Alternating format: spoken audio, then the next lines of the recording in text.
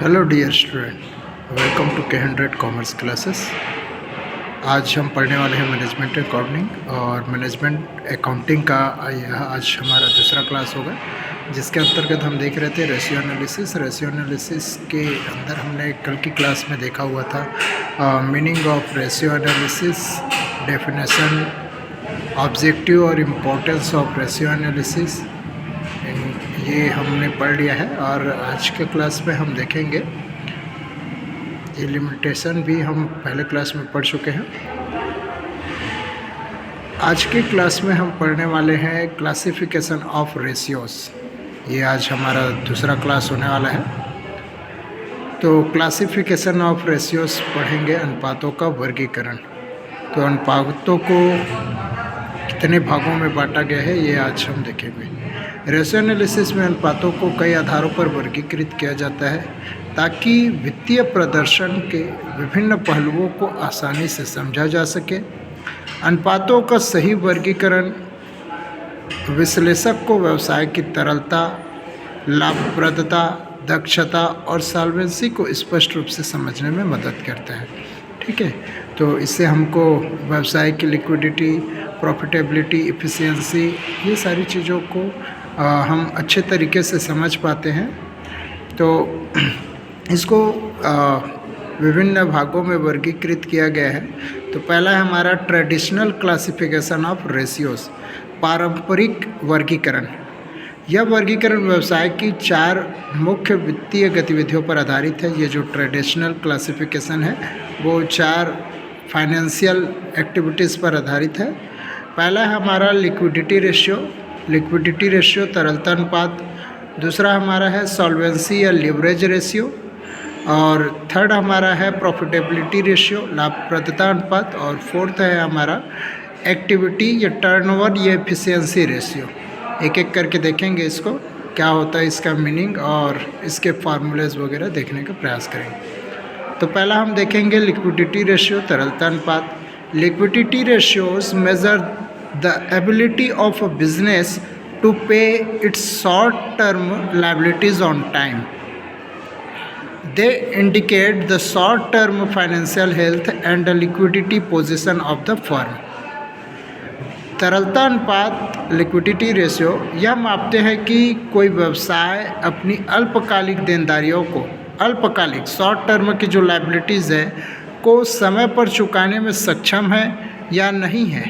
यह कंपनी के अल्पकालिक वित्तीय स्थिति को दर्शाता है। ठीक है, तो जो लिक्विडिटी रेशियो है वो हमारे शॉर्ट टर्म लायबिलिटीज़ को हम चुका पाने में सक्षम है या नहीं है, या वो बिजनेस आपका शॉर्ट टर्म लायबिलिटीज़ को चुका पा रहा है या नहीं चुका पा रहा है, इसकी स्थिति को जानने के लिए हम लोग लिक्विडिटी रेशियो के माध्यम से पता करते हैं, लिक्विडिटी रेशियो का उपयोग करते हैं। तो इम्पोर्टेंट इसके फार्मूलाज देखते हैं लिक्विडिटी रेशियो के। तो लिक्विडिटी रेशियो के अंतर्गत हम 3 इसके अंतर्गत रेशियो निकालेंगे। पहला है हमारा करेंट रेशियो। करेंट रेशियो का फार्मूला हो जाता है हमारा current assets divided by current liabilities. इसके हम आगे क्वेश्चन भी बनाएंगे, तो क्वेश्चन में देखेंगे कि कैसे हम करेंट रेशियो निकालेंगे। नेक्स्ट है quick ratio, quick acids divided bye current liabilities. तो ये हमारा क्विक रेशियो का फार्मूला हो जाएगा। आगे फार्मूला और भी अच्छे तरीके से मैं दिखाने वाला हूँ और हम उसका सॉल्यूशन भी बनाएंगे। Cash ratio is equal to cash या बैंक बैलेंस को हम शामिल करेंगे और उसको डिवाइड करेंगे करेंट लायबिलिटीज़ से, तो हमारा कैश रेशियो हमको प्राप्त हो जाएगा। कैश या बैंक के दोनों शामिल हो जाएगा और उसको हम करेंट लायबिलिटीज़ से डिवाइड करेंगे। तो हमारा लिक्विडिटी रेशियो जो है एसिड्स और लायबिलिटीज़ के बीच संबंध को बता रहा है। करेंट रेशियो निकाल रहे हैं तो हम करेंट एसिड्स का उपयोग कर रहे हैं और उसको करेंट लायबिलिटीज़ से हम डिवाइड कर रहे हैं। वैसे ही क्विक एसिड्स को करेंट लायबिलिटीज़ से डिवाइड कर रहे हैं, हमको क्विक रेशियो प्राप्त हो जाएगा। कैश रेशियो में कैश और बैंक को हम शामिल करते हैं, तो उसका जो बैलेंस रहेगा उसको हम करेंट लायबिलिटीज़ से डिवाइड करेंगे तो हमको कैश रेशियो प्राप्त हो जाएगा। ये क्विक रेशियो में क्या क्या शामिल होता है, करंट रेशियो में क्या क्या शामिल होता है, मैं आगे आप लोगों को बताऊंगा। करंट लायबिलिटीज़ में क्या क्या शामिल रहेंगी, वो सारा चीज़ हम आगे देखने वाले हैं। Higher ratio indicate strong liquidity too high ratio में इंडिकेट आइडल कैश।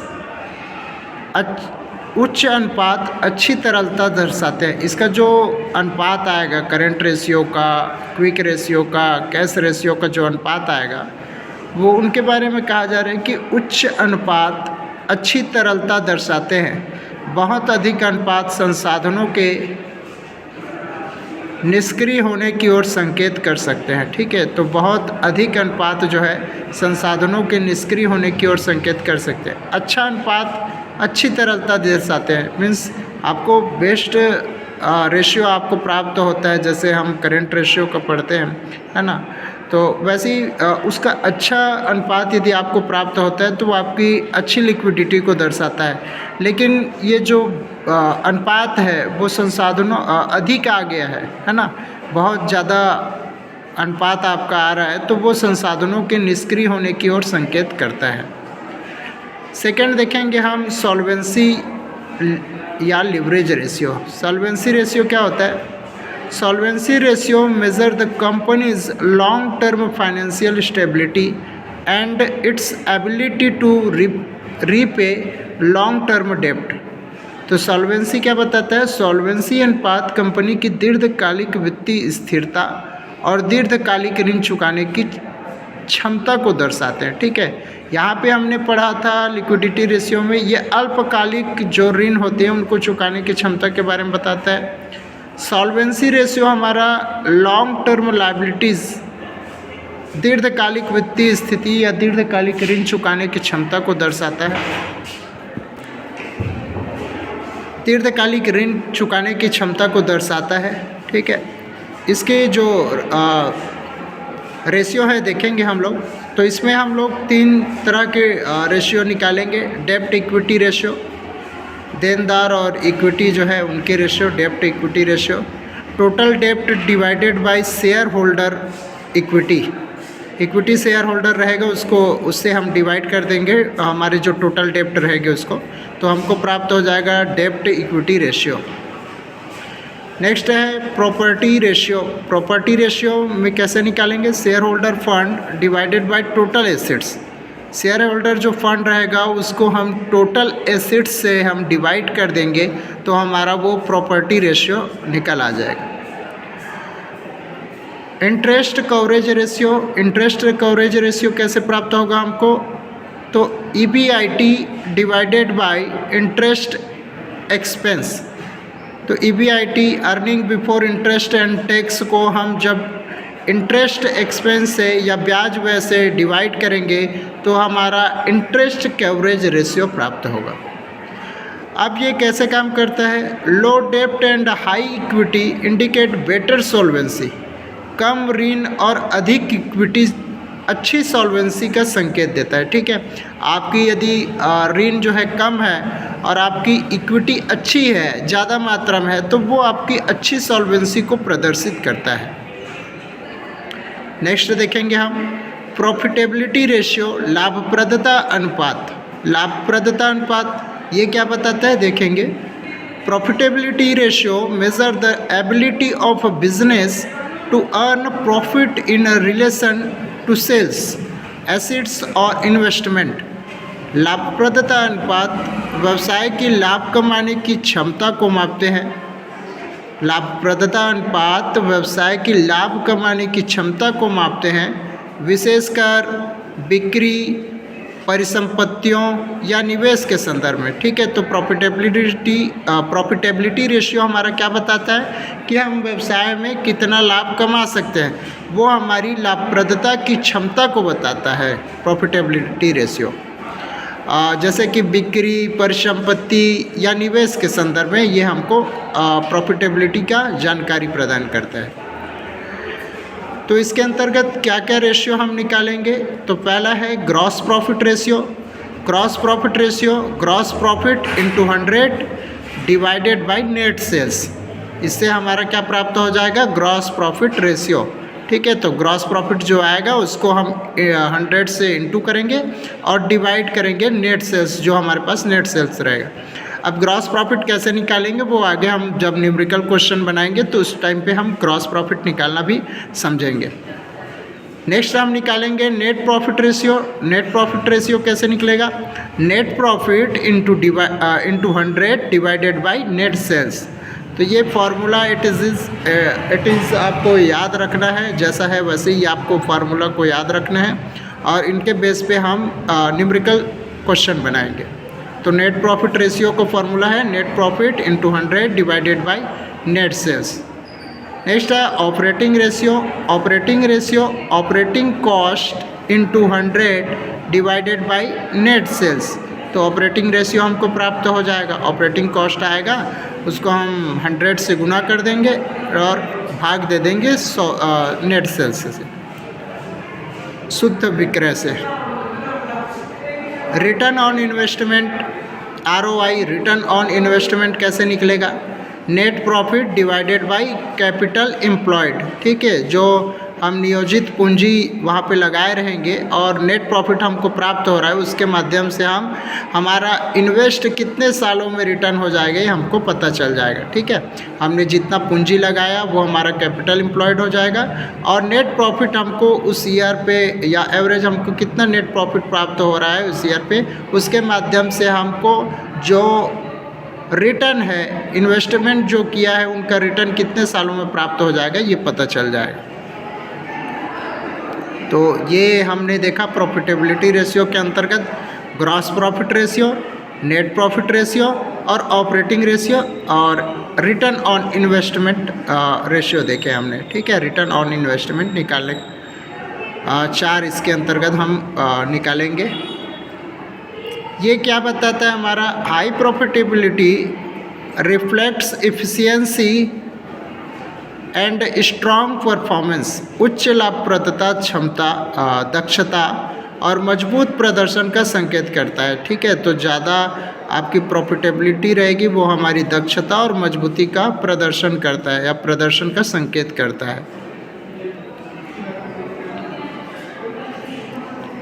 नेक्स्ट हम चौथा पॉइंट ट्रेडिशनल के अंतर्गत देख रहे हैं, ये हमारा ट्रेडिशनल का चौथा पॉइंट है, एक्टिविटी टर्नओवर या एफिशिएंसी रेशियो।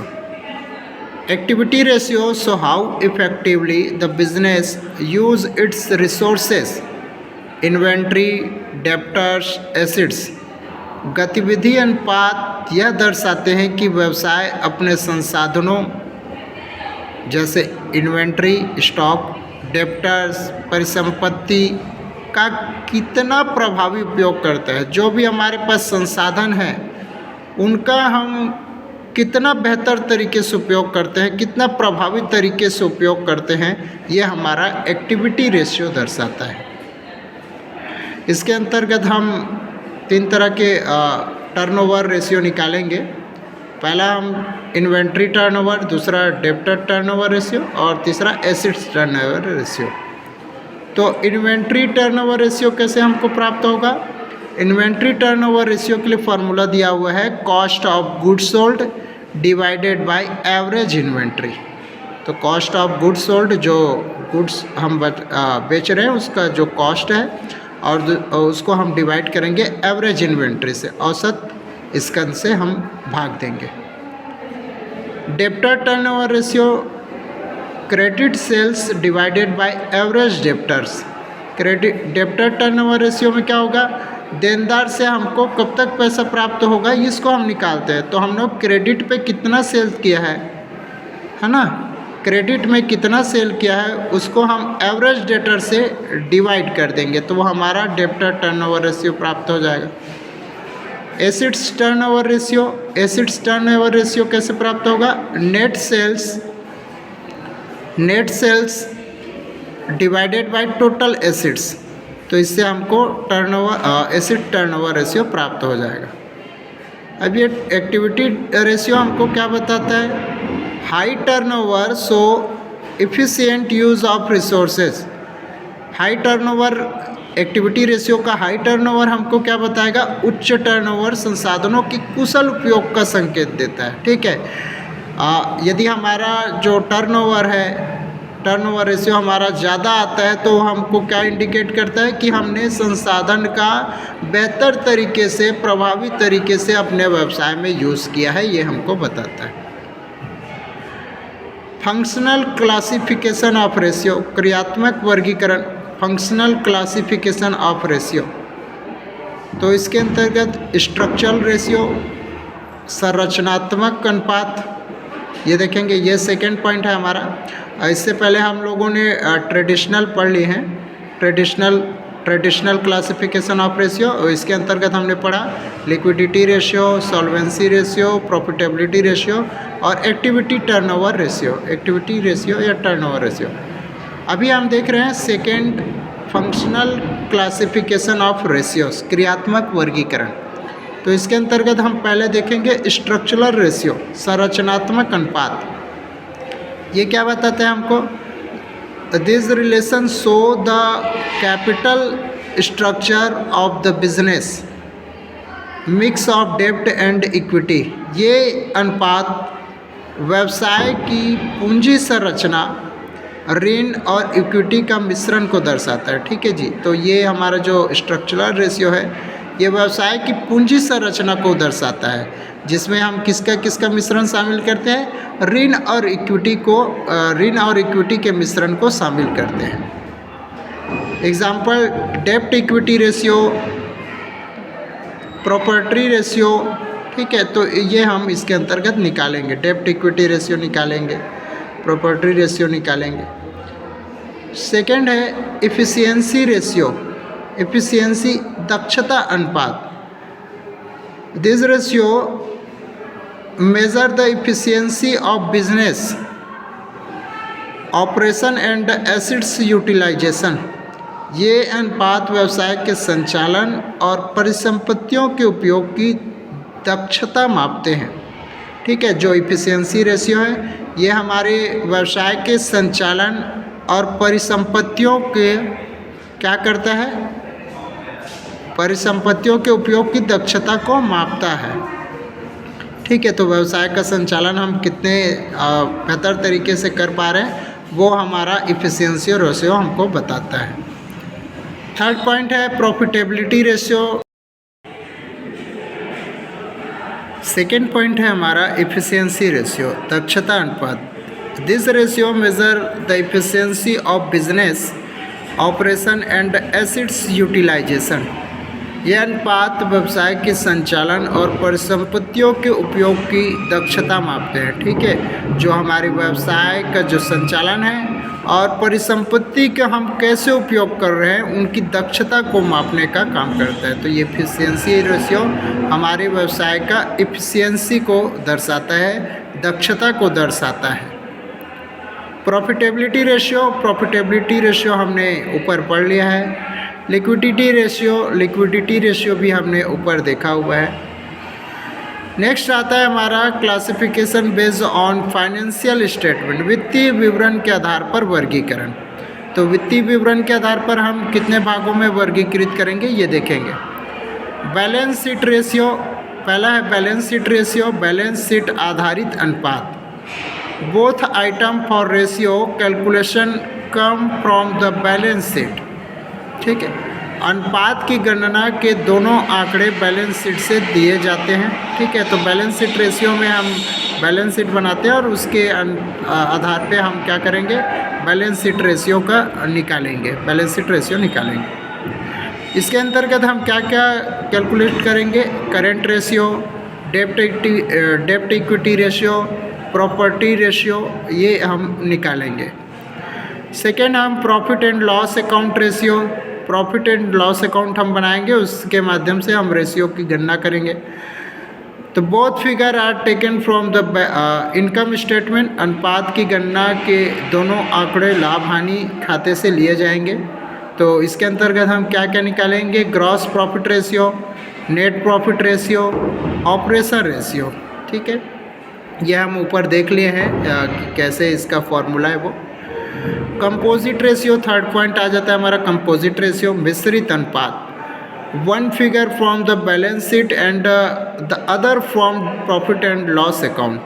तो इसका जो कंपोजिट रेशियो निकालना है उसका डाटा हमको आंकड़ा एक बैलेंस शीट से और दूसरा लाभ हानि खाते से लिया जाएगा। इसके अंतर्गत हम निकालेंगे return on investment, stock turnover ratio का हम गणना करेंगे। ठीक है, ये फार्मूला सारे फार्मूला हम यहाँ पे भी देखेंगे, एक चार्ट में हम देख लेंगे कि ये हम कैसे कैलकुलेट करेंगे। तो profitability ratio, gross profit ratio, gross profit ratio का फार्मूला हमने ऊपर भी देखा हुआ है, यहाँ पे एक बार चेक कर लेते हैं। Gross profit into 100 divided by sales. Net profit ratio कैसे निकालेंगे? नेट प्रॉफिट बिफोर टैक्स, है ना, net profit before tax into 100 divided by sales. Net profit after tax, before tax, after tax दोनों वाली कंडीशन रहेगा, जैसा क्वेश्चन में दिया रहेगा उसके अकॉर्डिंग हम इसको निकालेंगे। तो net profit after tax divided by net sales into 100। Operating profit ratio, net operating profit divided by net sales into 100। ये फार्मूलेज आप लोगों को याद रखना है और जब हम न्यूमेरिकल क्वेश्चन बनाएंगे तो ये फार्मूलों का हम उपयोग करेंगे। Operating ratio, operating cost divided by net sales into 100, और इसका सेकेंड फार्मूला भी है cost of goods sold plus operating expenses, इन दोनों को ऐड करेंगे और divided by net sales into 100। व्यय अनुपात एक्सपेंसेस रेशियो, एक्सपेंसेस रेशियो में सामग्री का है तो material consume divided by net sales into 100। उत्पादन व्यय से लेना है तो manufacturing expenses divided by net sales into 100। प्रशासनिक व्यय से लेना है तो administrative expenses divided by net sales into 100। Next हम देखेंगे उत्पादन व्यय से, तो उत्पादन व्यय manufacturing expenses divided by net sales into 100। प्रशासनिक व्यय का हम निकालेंगे तो administrative expenses divided by net sales into 100। विक्रय व वितरण व्यय का निकालेंगे तो selling and distribution expenses divided by net sales into 100। अन्य कोई भी व्यय हो तो वो हम उस व्यय के अकॉर्डिंग निकालेंगे, particular expenses divided by net sales into 100। इसके बाद हम निकालेंगे अर्निंग पर शेयर और ईपीएस प्रति अंश आय के अकॉर्डिंग निकालेंगे। तो क्या हो जाएगा ये हमारा net income after tax and preference dividend divided by number of equity share. Profit next है हमारा, इसी का फॉर्मूला हो जाएगा profit for equity share holder divided by number of equity share. प्रति अंश लाभांश की गणना करेंगे डिविडेंड पर शेयर, तो हमारा फॉर्मूला हो जाएगा dividend paid to equity share holders divided by number of equity share. भुगतान अनुपात हम निकालेंगे पे आउट रेशियो, तो हमारा फॉर्मूला हो जाएगा dividend paid per share divided by earning per share into 100। और सेकेंड फार्मूला इसी का हो जाएगा dividend paid to equity share holders divided by net profit after tax and preference dividend into 100। तो ये फार्मूलाज आपको याद रखना है। प्राइस अर्निंग रेशियो निकालना है तो ये हमारा मार्केट प्राइस पर equity share divided by earning per share, इसके माध्यम से हमको प्राइस अर्निंग रेशियो पता चल जाएगा। नेक्स्ट फार्मूला है हमारा अर्जन प्रतिफल अनुपात, earning yield ratio. Earning yield ratio का फॉर्मूला हो जाएगा earning per share divided by market price per share into 100। लाभांश अर्जन अनुपात dividend yield ratio, dividend per share divided by market per share into 100। Book value per share, प्रति अंश पुस्तक मूल्य, नेट एसिड्स और नेट वर्थ और share holder fund divided by net equity share. विनियोजित पूंजी पर प्रत्याय, return on equity capital. Return on equity capital का कैसे निकलेगा? Net profit before tax and interest divided by capital employed into 100। समता पूंजी पर प्रत्याय, रिटर्न ऑन इक्विटी कैपिटल, इसका फॉर्मूला है net profit after tax interest and preference dividend divided by paid up equity share capital into 100। स्वामित्व कोष पर प्रत्याय, return on property proprietors fund, net profit after tax and interest divided by share holder fund into 100। कुल संपत्तियों पर प्रत्याय return on total acids, तो total acids के बेस पे निकलेगा, तो net profit after tax divided bye acids, total acids into 100। आगे टर्नओवर और एक्टिविटी रेशियो हमने ऊपर भी पढ़ा हुआ है, इसको यहाँ पे भी देख लेते हैं। तो कैसे निकलेगा, स्टॉक टर्नओवर निकालना है तो स्टॉक टर्नओवर निकालने के लिए हमारा फॉर्मूला हो जाता है cost of goods sold divided by average stock at cost. Cost of goods sold कैसे निकलेगा, opening stock plus purchase plus direct expenses minus closing stock, इसके माध्यम से हम कॉस्ट ऑफ गुड्स सोल्ड निकाल लेंगे। दूसरा तरीका ये है कि सेल्स में ग्रॉस प्रॉफिट को घटा देंगे तो हमारा कॉस्ट ऑफ गुड्स सोल्ड प्राप्त हो जाएगा। एवरेज स्टॉक कैसे निकालेंगे, average stock opening stock plus closing stock divided by 2, तो ये हमारा एवरेज स्टॉक प्राप्त हो जाएगा। स्कंद संग्रहण अवधि, स्टॉक वेलोसिटी, ये कैसे प्राप्त होगा, हमारा average stock divided by cost of goods sold into 365 और 52 और 12, ये जैसे दिया रहेगा क्वेश्चन में ईयर के हिसाब से दिया रहेगा 365 कर देंगे, है ना, तो इसके अकॉर्डिंग हम देख लेंगे। देनदार आवर्त डेप्टर्स टर्नओवर कैसे निकालेंगे, net credit sales divided by total और एवरेज रिसीवेबल। रिसीवेबल कैसे निकलेगा, डेप्टर्स प्लस बिल्स रिसीवेबल दोनों को ऐड कर देंगे तो हमारा रिसीवेबल्स निकल जाएगा। एवरेज कलेक्शन पीरियड, औसत संग्रहण अवधि, ये हमारा कलेक्शन को दर्शाता है कि क्रेडिटर से हमको पैसा कब तक प्राप्त होगा, है ना।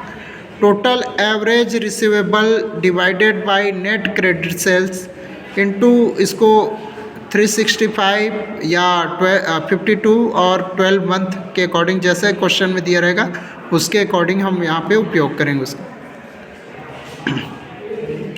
लेनदार आवर्त, creditor turnover, net credit purchase, अब क्रेडिटर को हम कितने दिन में चुका देंगे ये हमारा क्रेडिटर टर्नओवर बताएगा।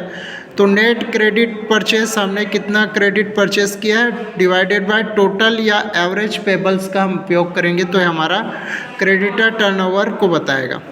औसत भुगतान अवधि, एवरेज पेमेंट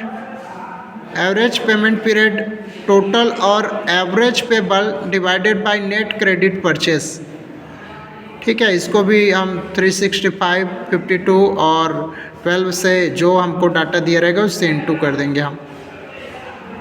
कुल संपत्ति आवर्त, टोटल एसिड्स टर्नओवर, सेल्स और cost of goods sold divided by total assets. स्थायी संपत्ति आवर्त, नेट सेल्स और cost goods sold divided by net fix assets, इससे हमारा फिक्स एसिड्स टर्नओवर पता चल जाएगा। Fix assets to turnover ratio, स्थायी संपत्ति का विक्रय से अनुपात, ठीक है, तो ये कैसे पता चलेगा हमको, fix assets divided by net sales से हम करेंगे तो ये हमारा स्थायी संपत्ति का विक्रय से अनुपात निकल आएगा। चालू संपत्ति आवर्त, current assets turnover, net sales और cost of goods sold divided by current assets करेंगे तो हमारा चालू संपत्ति आवर्त हमको निकल आएगा। पूंजी आवर्त अनुपात, capital turnover ratio, capital turnover ratio के अंतर्गत हमने 4 पॉइंट देख रहे हैं। कुल पूंजी आवर्त, टोटल कैपिटल टर्नओवर निकालना है तो नेट सेल्स या cost of goods sold divided by total capital करेंगे तो हमारा टोटल कैपिटल टर्नओवर आ जाएगा। कैपिटल एम्प्लॉयड टर्नओवर कैसे पता चले, नेट सेल्स और cost of goods sold, net sales या हम कॉस्ट ऑफ गुड्स सोल्ड का उपयोग करेंगे जो हमको डाटा में दिया रहेगा, डिवाइडेड बाय कैपिटल एम्प्लॉयड, ठीक है, इससे हमारा विनियोजित पूंजी आवर्त निकल आएगा। शुद्ध मूल्य आवर्त, net worth capital, net sales divided by net worth. कार्यशील पूंजी आवर्त, working capital turnover, net sales या हमको कॉस्ट ऑफ सेल्स दिया रहेगा तो उसका उपयोग करेंगे डिवाइडेड बाय वर्किंग कैपिटल। वित्तीय अनुपात, फाइनेंशियल रेशियो हम निकालेंगे। फाइनेंशियल रेशियो हमने ऊपर भी देखा हुआ था। तो फाइनेंशियल रेशियो में अल्पकालीन शोधन क्षमता अनुपात short term solvency ratio, short term solvency के अंतर्गत हम निकालेंगे करेंट रेशियो और वर्किंग कैपिटल रेशियो। तो current acids divided bye current liabilities, इससे हमारा करेंट रेशियो पता चल जाएगा। Liquidity ratio, liquidity acids divided bye current liabilities से हमारा लिक्विडिटी रेशियो पता चल जाएगा। तो liquid assets divided bye current liabilities, liquid assets कैसे निकलेगा? करेंट एसिड्स में माइनस करेंगे इन्वेंट्री प्लस प्रीपेड एक्सपेंसेस को, तो वो हमारा लिक्विड एसिड्स निकल आएगा। करेंट एसिड्स माइनस इन्वेंट्री और प्रीपेड एक्सपेंसेस, ये दोनों को हम माइनस करेंगे। एब्सोल्यूट लिक्विडिटी रेशियो, एब्सोल्यूट पूर्ण तरलता अनुपात, absolute liquid assets divided by liquid liabilities. तो एब्सोल्यूट लिक्विड एसिड्स कैसे पता चलेगा हमको, कैसे निकालेंगे? तो एब्सोल्यूट लिक्विड एसिड्स का फॉर्मूला है cash in hand plus cash at bank plus marketable securities, इन तीनों को हम ऐड करेंगे तो ये हमारा एब्सोल्यूट लिक्विड एसिड्स कहलाता है।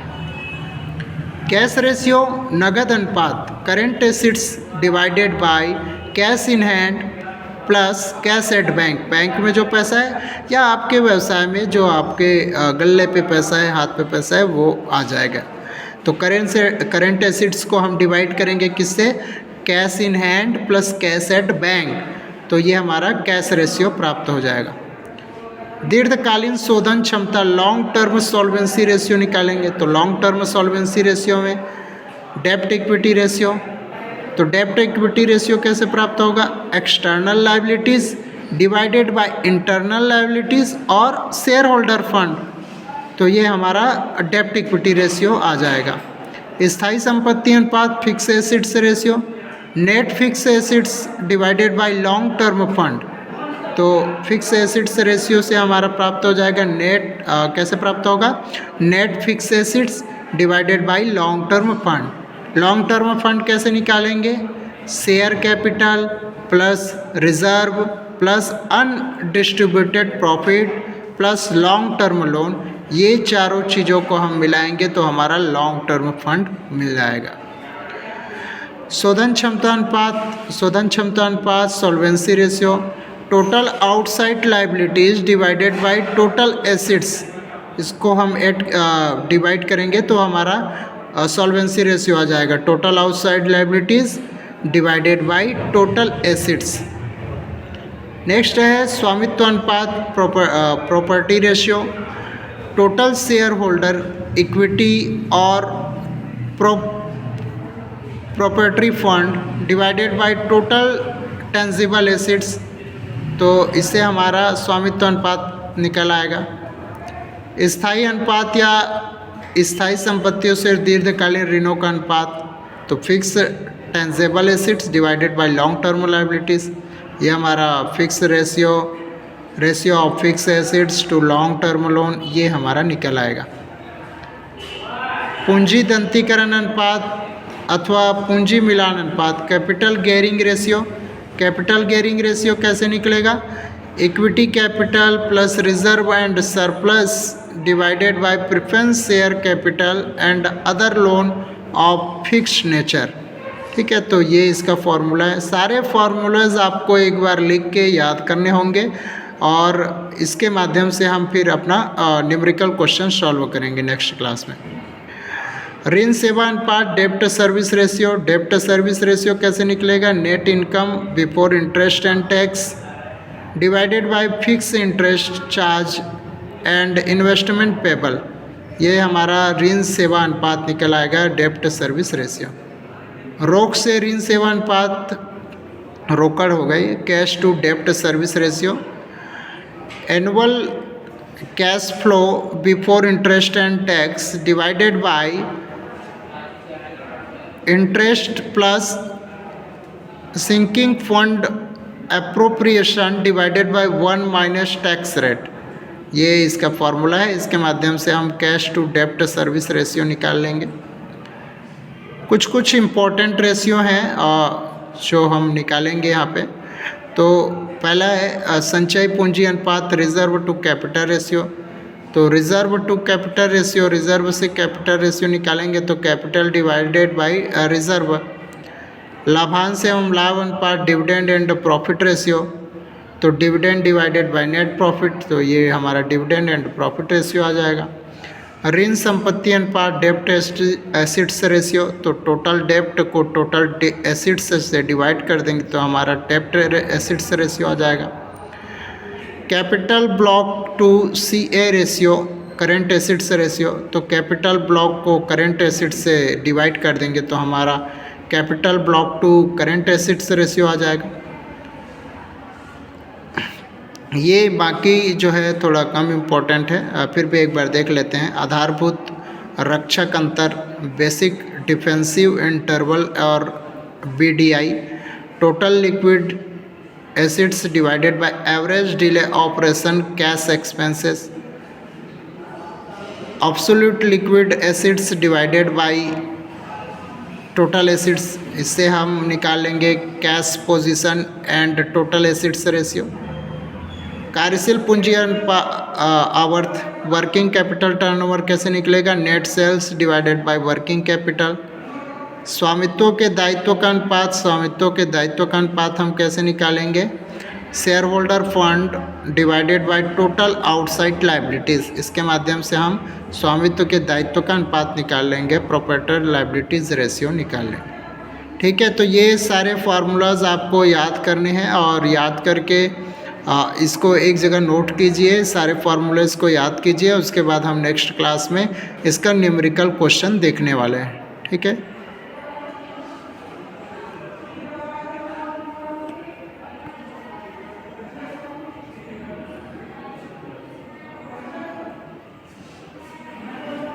Thank you class.